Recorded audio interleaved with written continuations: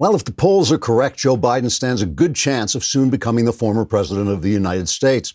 To solidify his hopes of announcing his resignation from the highest office in the land, Biden has unveiled the Biden Agenda for Women. In a statement written in drool and released to a particularly large cockroach in the corner of his basement, Biden said, quote, "It's a disgrace that this country treats women unfairly when they make the place look so attractive and just smell incredibly great.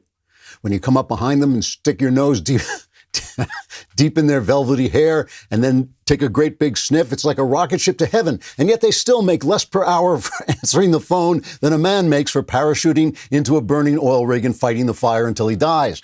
So today I'm announcing the Biden Agenda for Women, which of course is not my personal agenda for women, which is a fantasy that would blow your socks off. But that nice lady named Jill, who follows me around all the time, says I'm not supposed to talk about that. And it's possible she's my wife, assuming I'm the same person I was yesterday, unquote. Speaking to the family dog, who may or may not be a plush toy, Biden listed the agenda's provisions, saying, quote, 1, we will tackle health care inequities.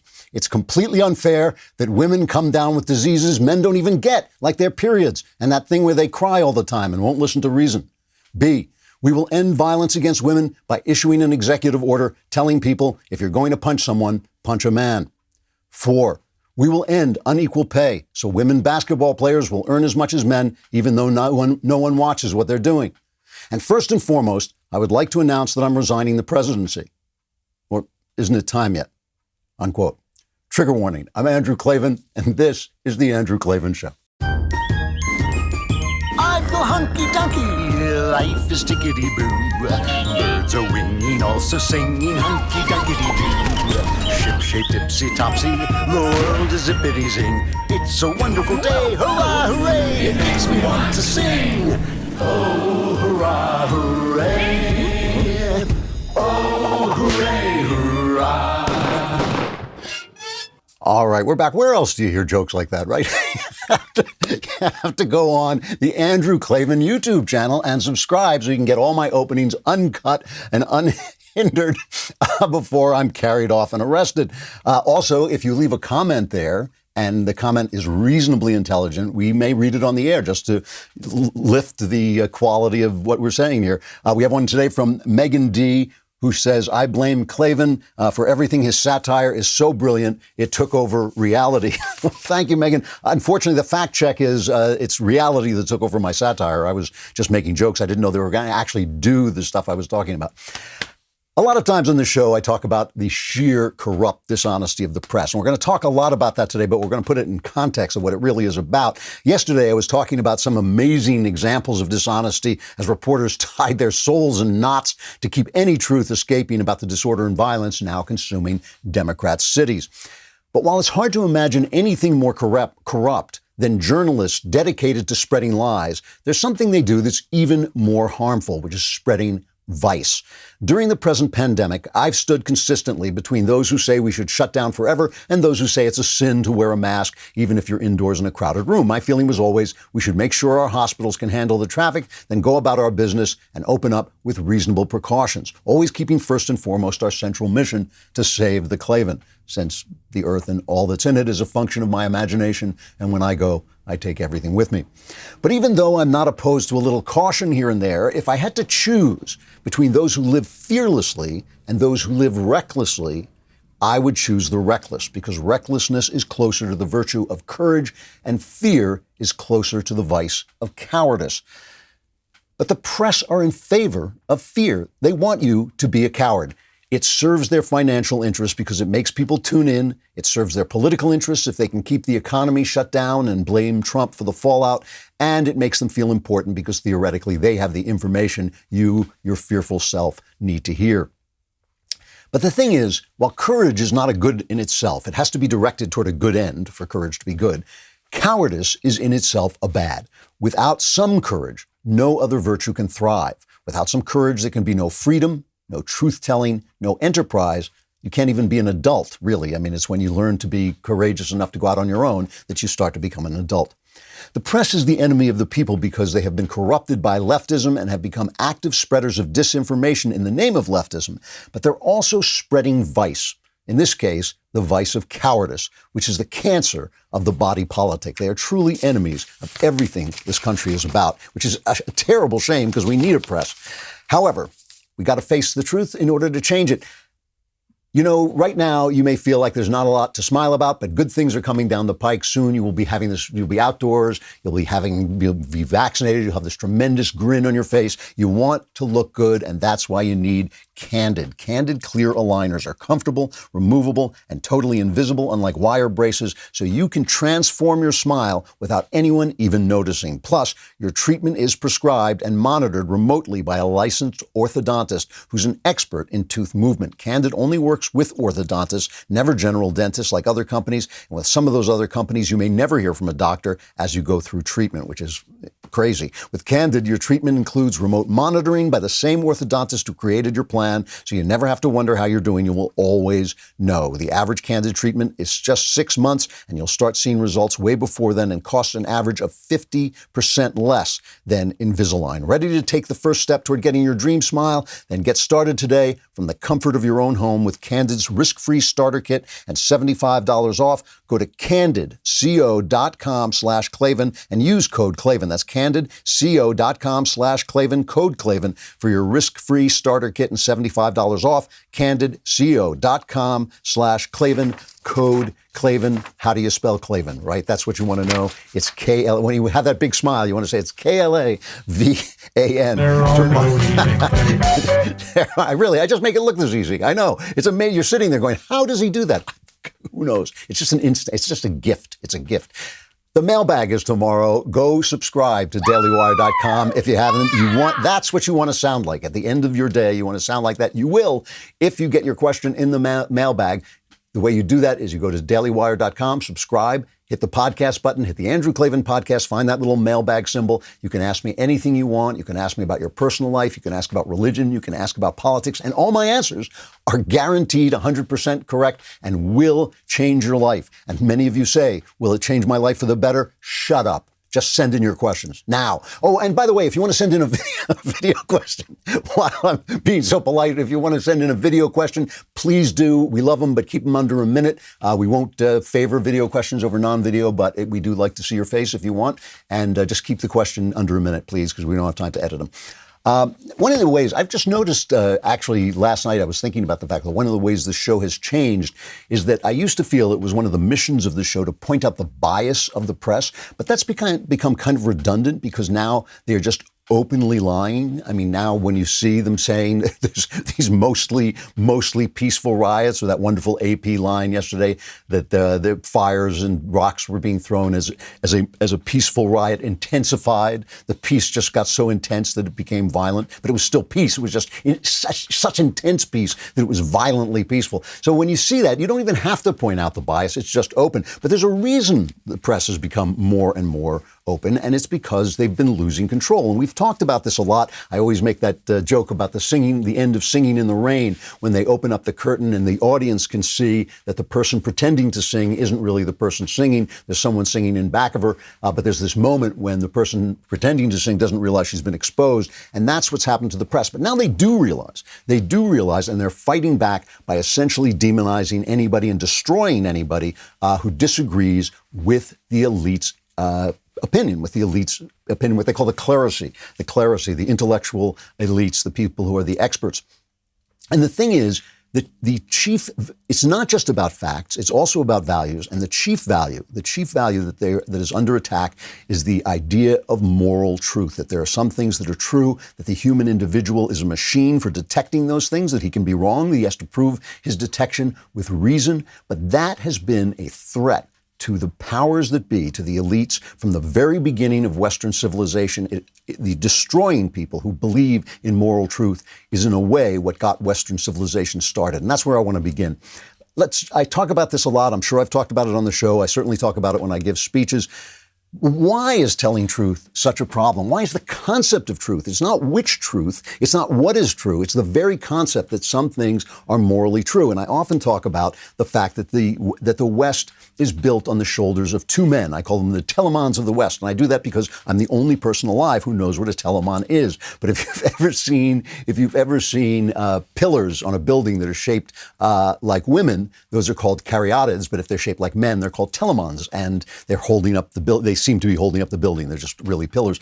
And Socrates and Jesus are the twin pillars of a civilization that basically comes from Athens and from Jerusalem and flows together into Rome, creating the modern West during the Middle Ages and the Renaissance. And both Socrates and Jesus, they have many things in common, but the key thing they have in common is two of the key things they have in common, where they both lived in a time when the popular intellectual idea was relativism, that there was no truth. They both said, no, there is a truth, but it's hard to find, and you have to approach it by half measures, but it really is there. And both of them were judicially murdered by the state. Both Socrates and Jesus were both killed by the state. And the thing about it is that the people, the elite, the government, the majority, the religious people, all were in favor of killing them. I mean, it wasn't like they were torn off by bandits. They were killed by the society they were in one case, a democratic society, in the other, a deeply religious society run by a, former republic, but now an empire.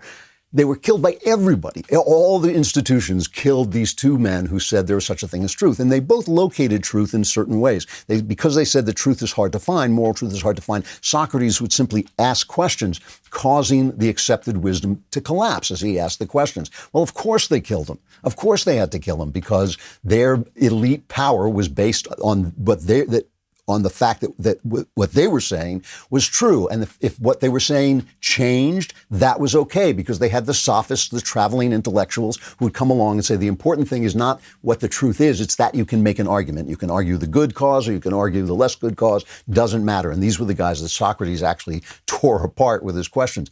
Jesus basically said the truth can be located in a human being, that the logos can be embodied, the word of God can be embodied. And that is what so empowered the idea of the individual in the West, the idea that the individual is as the vessel of truth. And in a lot of ways, I'm not one of these people who likes to use science in this way, but it is true that science has shown that our moral sense is indeed a sense that we sense what's true first, and then we marshal reason to prove it's true. And if it falls apart with reason, then we go back and we recheck our moral instincts. But of course, this is a bad deal for those in power. They want to be the arbiters of what is right, what is good, what is true.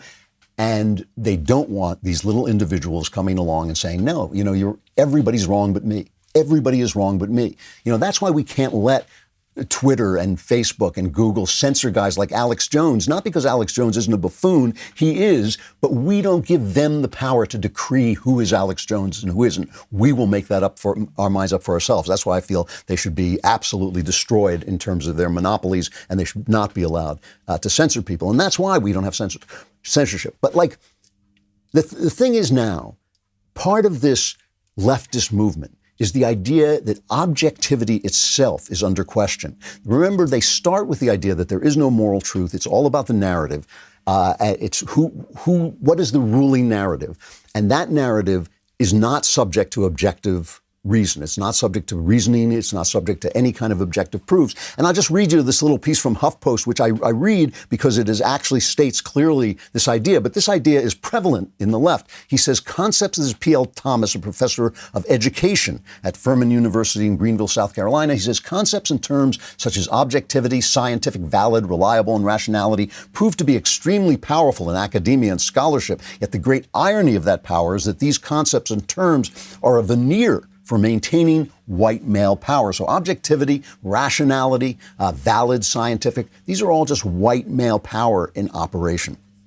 So why is it we keep pointing out that the powerful are supporting these riots, that corporations are supporting people who, Black Lives Matter, a Marxist organization that would destroy Amazon.com, and yet Amazon.com is sending me, if you liked William Wordsworth, you'll love white fragility. They're peddling this stuff to me. Netflix peddling this stuff to me, even though Black Lives Matter is an avowedly Marxist organization that would destroy Netflix, that would destroy Amazon.com. So why is it they support this? Well, there's a wonderful, wonderful op-ed today in the Wall Street Journal, one of the best op-eds of the year. It's by Orrin Hatch, obviously the former senator from Utah, and he now has the Orrin Hatch Foundation.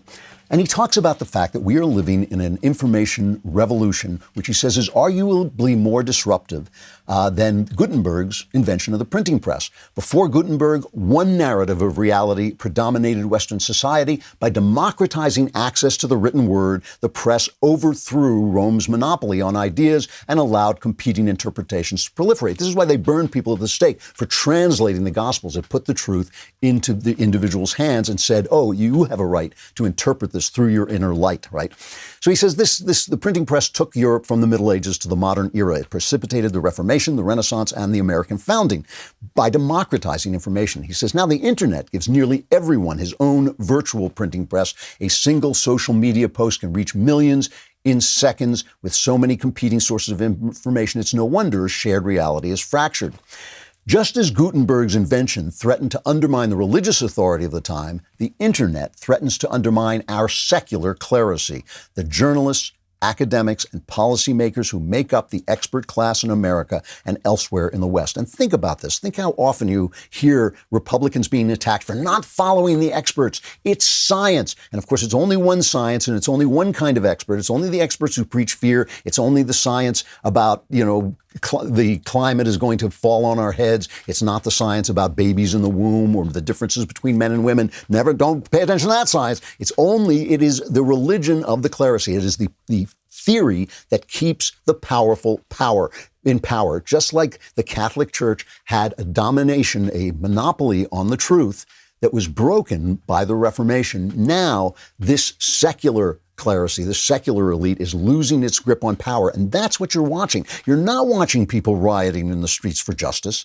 I know they keep telling you that because they're the elite. You're watching people who think, who knows, they think they're being anarchists, they think they're being hip, they think they're being cool, but they are the tools of the powerful. They're the tools of the powerful fighting the spirit of truth. So he says the internet has, this is Orrin Hatch again, he says the internet has destroyed the expert class, the monopoly of truth of the expert class in America and elsewhere in the West. He says for decades they have served an important gatekeeping role, wielding tremendous power over public opinion. But the internet makes it possible to circumvent the gatekeepers. The gatekeepers' desperate attempts to slow the unfolding revolution and keep control are proving downright draconian. The spirit of the Inquisition is alive and well in today's cancel culture. The objective is not to root out non-believers in the church, but ideological heretics in newsrooms and universities. These institutions are supposed to be bastions of free speech, but in 2020, any journalist or scholar who strays from progressive orthodoxy is ripe for cancellation. It's really interesting when you hear them talk about cancel culture. They say there's no cancel culture. It's just you're being paid back for the bad things you say. Well, if you go back to Robespierre, the guy who invented the terror until he was in fact guillotined himself, he said the springs of popular government and revolution are at once virtue and terror. Virtue without which terror is fatal. Terror without which virtue is powerless. Terror is nothing other than justice, prompt, severe, inflexible. You're not being beheaded. You're just being held responsible for the things you say. It is therefore an emanation. Terror is an emanation of virtue. It is not so much a special principle as it is a consequence of the general principles of democracy applied to our country's most urgent needs. So you hear all that voice, all those people saying the terror in the street is democracy. It's Robespierre. He says, it has been said that terror is the principle of despotic government. Does your government therefore resemble despotism? Yes, as the sword that gleams in the hands of the heroes of liberty resembles that with which the henchmen of tyranny are armed. So in other words, it's not the fact that we're killing people, it's why we're killing people. It's good when you kill people. Orrin Hatch, you should go read it. He basically says we have to reform our universities. But But that argument that it's not, that terror is good if it's in the hands of virtue, overrides. Remember, I talked about begging the question. It begs the question of who is in charge of virtue. And I would say it's the individual conscience, the man who stands up and makes his argument and is not afraid to face all comers. It is not simply the clerisy unleashing terror on our cities to enforce its version of the truth against the individual conscience. We're going to talk about that. We're going to see how that comes to operate in the life of our Attorney General, William Barr. But first, let us talk about ZipRecruiter. I like ZipRecruiter because not only do they help you get good hires and help good people find jobs, but they always like to tell little stories. And I like their little stories about what happened. Their little success stories. They have one today about Housing Wire. Housing Wire needed to hire an ambitious reporter to cover news stories on the U.S. mortgage and housing markets. They turned to ZipRecruiter. ZipRecruiter's smart matching technology finds people with the right experience for your job. 4 out of 5 employers who post on ZipRecruiter get a quality candidate within the first day. And that's how Housing Wire found Alexandra Roja. Alexandra never imagined she could get a reporter job in the midst of the flu crisis. Hiring was frozen and the idea of looking for a job was discouraging, so she created a profile on ZipRecruiter. And ZipRecruiter matched Alexandra to Housing Wire's reporter job because her degree and writing skills were a great fit for the role. Housing Wire received her application 4 hours after they posted the job, and a few weeks later, Alexandra started her dream career. It's a good system. See how ZipRecruiter can help you hire. Try it now for free at ZipRecruiter.com/Klavan. That's ZipRecruiter.com/Klavan. And always remember, never hire anyone who doesn't know how to spell Klavan. All right, Klavan. Duh. So Bill Barr is not Jesus and he's not Socrates, and I'm sure he would agree with that. However, he's an honest man in Washington, and it has been remarkable. It has been remarkable to watch the clerisy turn on him for bringing up Obamagate, for bringing up the fact that this was an untoward use of the Justice Department by the Obama administration. Remember, his attorney general said, I am Obama's wingman, right? Eric Holder said, I'm Obama's wingman. Barr said today, no, you're not supposed to be the wingman. You're supposed to be independent. He put out an opening statement. He made an opening statement saying, ever since I made it clear that I was going to do everything I could to get to the bottom of the grave abuses involved in the bogus Russiagate scandal, many of the Democrats on this committee have attempted to discredit me by conjuring up a narrative that I am simply the president's factotum who disposes of criminal cases according to instructions, judging from the letter inviting me to this hearing. That appears to be your agenda today. And, you know, the voice of the left right now is perfectly put out by Valerie Jarrett, the hack who's basically played Barack Obama's conscience. Let's just hear, I just want you to hear what she had to say about Russiagate. Maybe this was one piece of a bigger puzzle.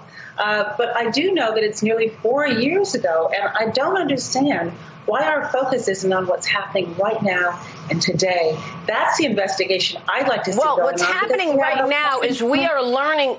Valerie, what's happening right now is we are learning the details of what took place. The question I really want to put to you is, what are we doing today?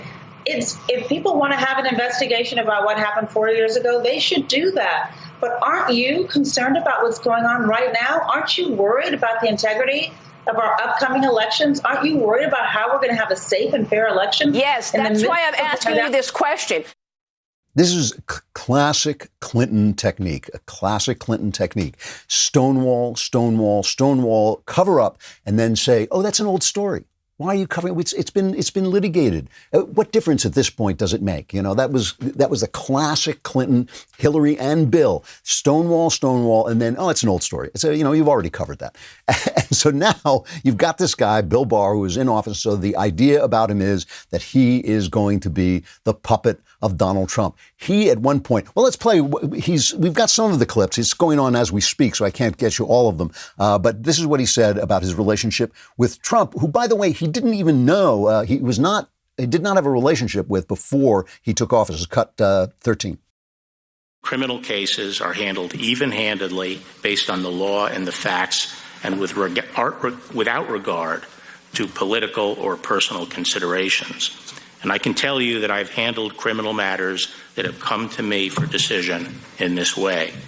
The president has not attempted to interfere in these decisions. On the contrary, he has told me from the start that he expects me to exercise my independent judgment to make whatever call I think is right, and that is precisely what I've done. This is amazing. And one of the things he said about this, which was great, because I wish more, if we had any journalists, they would do this to people. He said, name one time I have attacked Trump's enemies or helped his friends. And he said everybody brings up Roger Stone, but in fact, he said Stone should go to prison. He shouldn't go to prison for as long as the prosecutors said, because that was out of keeping with the standards and guidelines of the Justice Department. But he said he broke the law and he should go to prison. He said, name one time. And of course, there's no response to that. Whenever you hear someone say, Trump is the greatest danger to our freedoms, you name one time. You know, I mean, they have to make up this stuff. They have to tell you that it's wrong for the federal agents to go in and defend federal buildings while people were rioting. There is no riot. The federal agents started the riot. Federal agents are getting in the way of democracy. This is a rehearsal for a military takeover of the country. They have to make up this entire story to keep from saying the simple truth that they can't get Trump on any infringement of our constitutional rights. You can get Trump on being a loudmouth. You can get Trump on being impolite. You can get Trump on sending out stupid tweets and, more importantly, retweeting stupid tweets. You can get him on all those things if you want, but you can't get him on violating the Constitution. But you can get somebody whose name begins with O. That's the guy who really did start to violate our Constitution and threaten our rights by using the IRS, by misusing the Department of Justice. And that's what they can't stand about Barr. It's either that's an old story, let's not look at it, or it's you must be evil. Now, the other thing that they were coming after Barr about was just amazing, this idea that basically enforcing the law in Portland and Seattle and all these rioting Democrat cities, that this was somehow an infringement of his responsibilities. And Barr's answer to this was such an incredible moment of truth in a congressional hearing, you know, just to have, you hear these things in op-ed, you'll hear them on this show, but it was shocking to hear the Attorney General just say the quiet part out loud. This is cut 12. The threat to black lives posed by crime on the streets is massively greater than any threat posed by police misconduct. The leading cause of death for young black males is homicide. Every year, approximately 7,500 black Americans are victims of homicide. The vast majority of them, around 90%, are killed by other blacks, mainly by gunfire. Each of those lives matter. So that is always the shocking statistic, because, of course, what it means is that the police interaction with black people is not primarily guided by racism. Of course, it's not. It is guided primarily by crime in black neighborhoods. And this is a problem. And nobody is saying that black people commit crimes because they're black. That's not the point. And nobody is saying there's not a history of racism in all countries, and including this country. There is. And we have to suffer for it more because we let more people in to the center of our country. We let more people rise to the top. I mean, when was the last time you saw a black prime minister of England or a black president of France? That's not something you're going to see in a big hurry. But here you see that. We let people in to the center of our power culture. And so we are going to deal more with the wages of our sins. Everybody has the same sins. The sins are not different. Our sins are probably a little less in this regard than other people, but we have to deal with them because we are committed to allowing every American to have a shot at power, to have the ability to come into the power centers. So we have to be answerable. That's fine with me as long as we're telling the truth, as long as we're getting our facts straight, and as long as we're making sure that cause and effect is being responsibly directed. Let us listen to Gerald Nadler, the man who said that the riots in Portland are a myth, that Antifa is a myth, the man who promulgated Russiagate. He was just so incompetent. He was. That's what I love about the Democrats. They don't throw you out for lying. They throw you out for lying badly. It's like the old joke about the French kid who sees his parents making love, and the parents try to explain, we were making love, and the French kid says, yes, and badly. And the thing about Jerry Nadler is that he was lying, but badly. So Nancy Pelosi threw him off the lead in the Russiagate thing. And here he is, without any responsibility to his past mistakes, without any responsibility to his lies, going after the probably the most honest man with Pompeo in Washington, D.C. Again and again, you personally have interfered with ongoing criminal investigations to protect the president and his allies from the consequences of their actions. When career investigators and prosecutors resisted these brazen, unprecedented actions, you replaced them with less qualified staff who appear to be singularly beholden to you.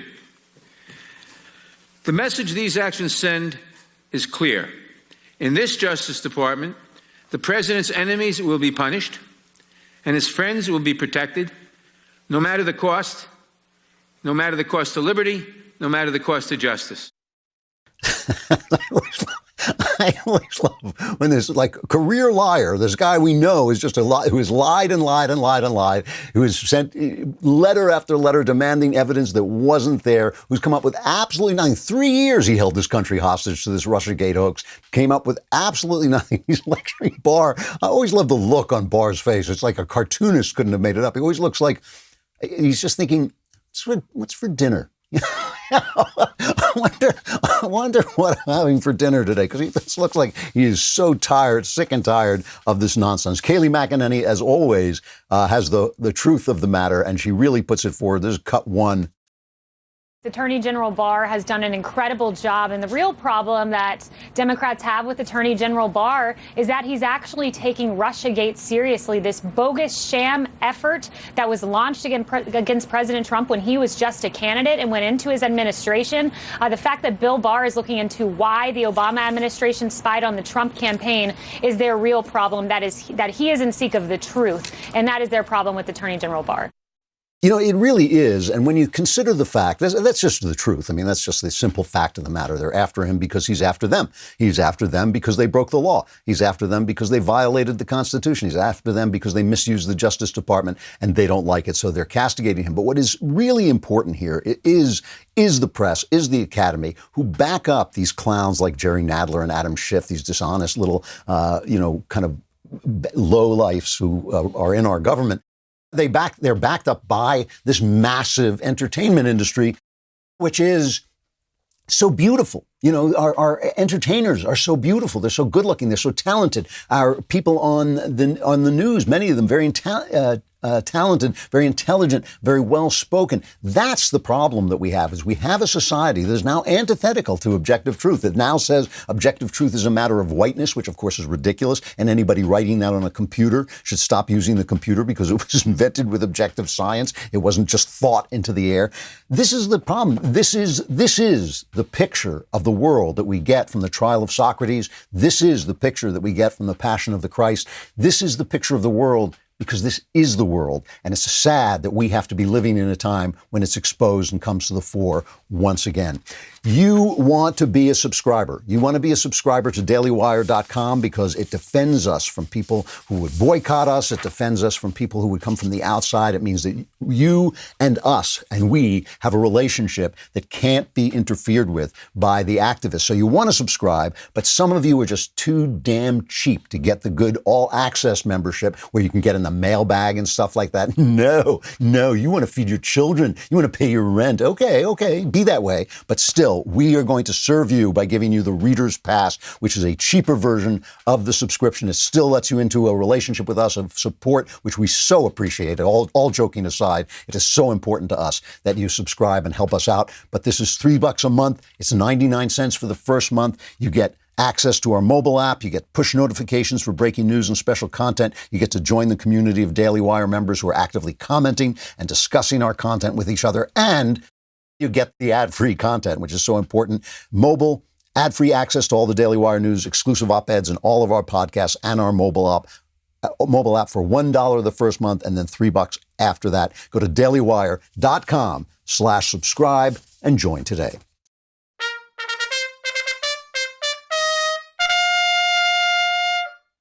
So meanwhile, Trump, the evil orange man bad, they've done everything in their power to demonize, and yet has really not done anything that I think is so bad. I mean, it's like I said, sometimes he misbehaves. I don't like it when he misbehaves. But really, he was, until these crises, he was doing a great job. I think he'll do a great job again. I hope and pray he's reelected. But he's running against the man who isn't there. Notre Dame says, Notre Dame, I guess here it is, Notre Dame, the university, says it will not be hosting the first presidential debate scheduled for September due to health concerns. In a statement, the school says that president of the university, Father Jenkins, consulted with the county's health officer and the executive committee of the university board of trustees before he made the decision to pull out as host. Father Jenkins claims that the small number of students on campus this fall undermine the primary benefit of hosting to provide our students with a meaningful opportunity to engage in the American political process. Father Jenkins is a board member of the Commission on Presidential Debates. So basically, he is sending a message to the other hosts. We better stop these debates. We better stop these debates. He does not want Joe Biden out there being ripped apart by Donald Trump. I'm not saying that's what would happen. I'm saying they're afraid it will happen. Everybody knows that this guy is a standard bearer. He is the happy, middle of the road, old-fashioned Democrat liberal face of a radical party who will be in charge 10 minutes after he becomes president. 10 minutes after he becomes president, as Victor Davis Hanson said, they'll start to float stories about how he's suffering. He's courageously suffering with his deficiency and his dementia, and ultimately he's going to have to heroically step down. When Chris Wallace was interviewing Donald Trump and they had that whole back and forth, and Trump said, "Where's Joe Biden? Joe Biden, if you were asking these tough questions, I've sat out here with you for an hour. If Joe Biden had to do this, he'd be crying for his mother." Here is what Chris Wallace says happened when they contacted Joe Biden. In our interview last week with President Trump, he questioned whether his Democratic opponent, Joe Biden, could handle a similar encounter. Well, this week we asked the Biden campaign for an interview, and they said the former vice president was not available. We'll keep asking every week. Well, we'll keep asking every week, and he'll never show up. He's never going to show up for an hour of questions. Come on, he can't get through 20 minutes of questions. And, they asked James Carville, the famous campaign guy who ran the Clinton campaign, they asked him what his advice to Biden would be, and here's his response. Do precisely what you're doing. And don't listen to all these willy-nilly, namby-pamby Democrats that are panicking. He is running a smart campaign. He's doing what he needs to do.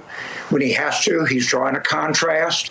I really think that I don't really have a complaint of what Vice President's doing. I love that you're namby-pamby if you expect the guy to stand up and argue and face your opponent and face questioning. This is a guy running for president of the United States, and he's never come out and really done a true interview with somebody asking hostile questions. They're now kind of indicating that he may not even debate, that he certainly is not going to debate on a stage where he's facing Donald Trump. They've started to talk about there not being an audience, which I don't mind. I don't think there should be an audience for a debate. I think the audience actually gets in the way, but that doesn't matter because he's not that. Once he realizes that that's even worse for him, if you don't have people papering the house, as they say, who will applaud on cue for Biden, then Biden is just going to look as bad as he is. He's just going to be naked. The narrative right now in the polls, and I believe it's a true narrative. I don't know. I'm sure there are discrepancies between reality and the polls. There always are. But I don't think the polls are necessarily geared to be dishonest. They may be faulty, but they're not. I don't think they're mostly dishonest. But the narrative is that Trump is losing the people who didn't like him in the first place. That's who he's losing. He's losing the people who said, "God, I hate this guy, but I hate Hillary Clinton. And hate Hillary, hate Donald, but I'll go with Donald Trump. At least he's something different. At least it's not, we know what Hillary would do. We know she's a crook, so we're going to go with." And the idea is that now that they're saying, "Oh my God, I still hate him. We still hate him. But now we have a chance to go with somebody else. And we like Joe Biden. He's great, old lunch pail Joe. He's funny old Joe, and he's great." And this is a point that Ben Shapiro has been making for a long time, is that people are not afraid of Biden the way they were afraid of Hillary. They don't hate Biden the way they hated Hillary, and that is absolutely true. But it's interesting to wonder. It's interesting to wonder if what operated in the last election through a dislike of Hillary that got Trump elected, just barely, but it got him elected because people disliked Hillary. I'm wondering if the distrust of what Biden really is is going to operate that way, because it's very hard to say that this guy who won't come out of the cellar, this guy who won't do an interview, I mean, he must get down on his knees. Biden must, if he can get down on his knees, must get down on his knees every night and thank God for this pandemic, because what would he be doing if we didn't have the social distancing and the shutdowns and you can't go out and you can't do this and you can't do that? What would he be doing? He would have to come out of his cellar. He would have to come. He couldn't make a virtue of hiding away. I mean, James Carville can say this is what he should be doing because it looks like virtue that he's hiding away. But of course, what this guy is the beginning of the deluge. He is the beginning of leftist culture taking over again. And you know, one of the people he's considering as vice president, Karen Bass of California. She was the one who mourned Fidel Castro. He was the comandante. He was the commander in chief. And look, the left knows all this. The left knows all this. There's a piece in The Atlantic by Peter Nicholas talking about the fact that Trump still has a chance.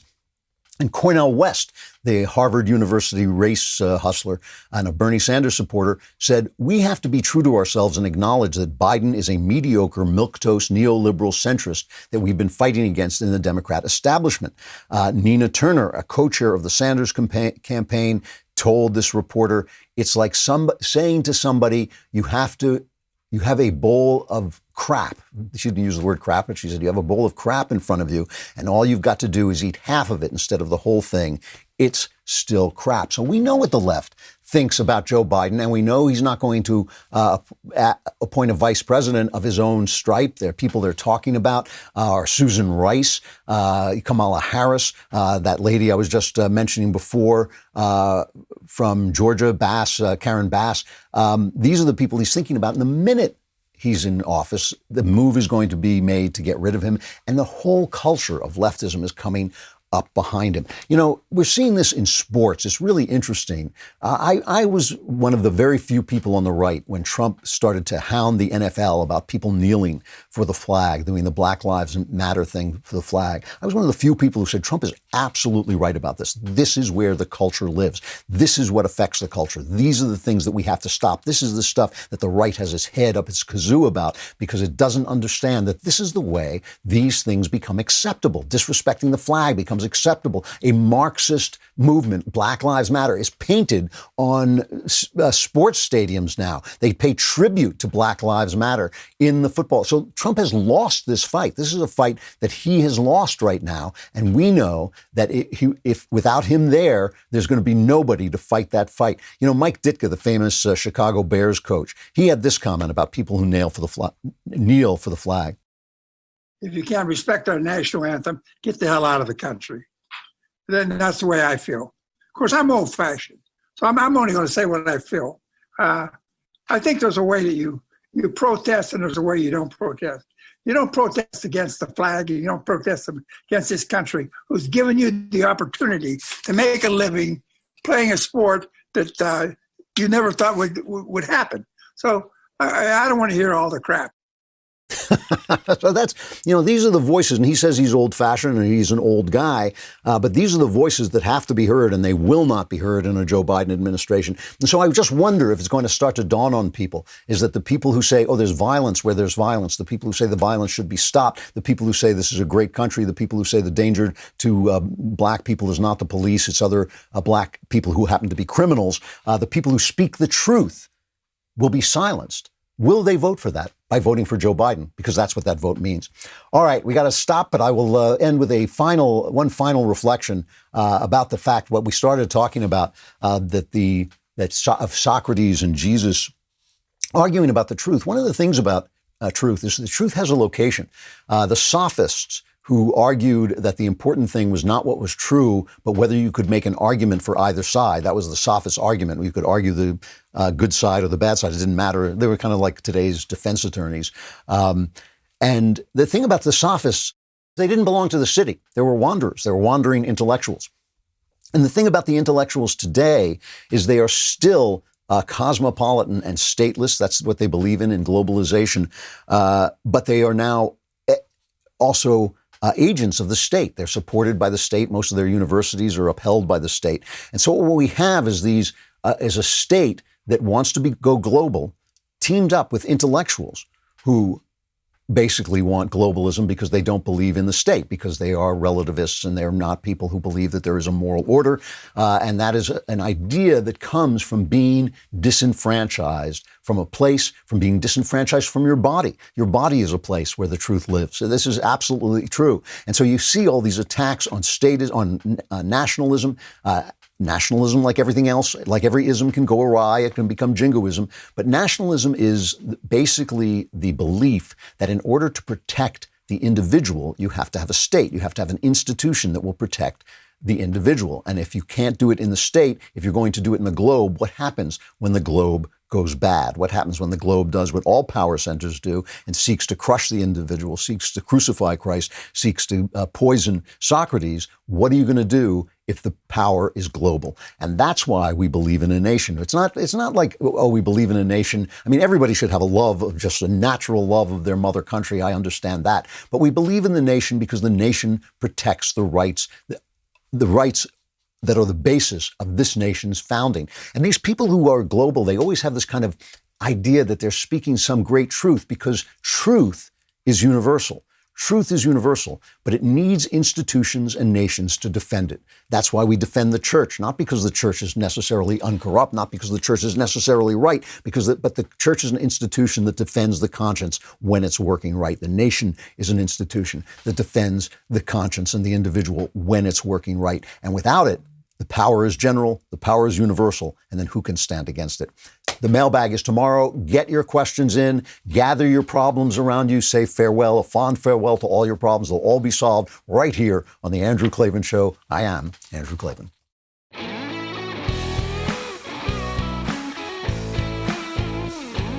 The Andrew Klavan Show is produced by Robert Sterling, executive producer Jeremy Boring, technical producer Austin Stevens. Our supervising producer is Mathis Glover. Assistant director is Pavel Wadowski. Edited by Adam Sayevitz. Audio mixed by Robin Fenderson.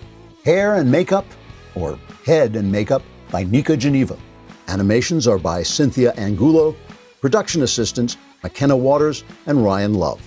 The Andrew Klavan Show is a Daily Wire production. Copyright Daily Wire 2020. You know, the Matt Walsh Show, it's not just another show about politics. I think there are enough of those already out there. We talk about culture because culture drives politics and it drives everything else.